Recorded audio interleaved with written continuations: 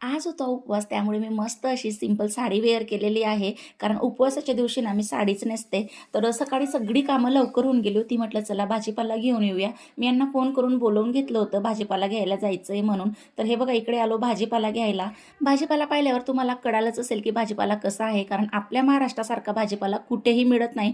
कारण महाराष्ट्राची सर कुठल्याही राज्याला नाही आहे असं तरी मला वाटतं. कारण मी भरपूर वर्षापासून सोबत आहे.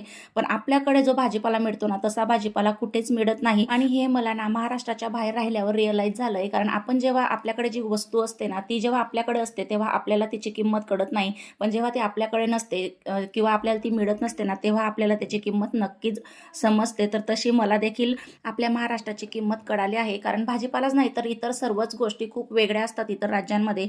आपल्याकडे म्हणजे हवामान असू द्या, खाणं पिणं असू द्या, भाजीपाला असू सगळंच खूप म्हणजे परफेक्ट आहे. मला इतर राज्यामध्ये इतकं कम्फर्ट कधीच वाटत नाही जितकं आपल्या महाराष्ट्रामध्ये वाटतं.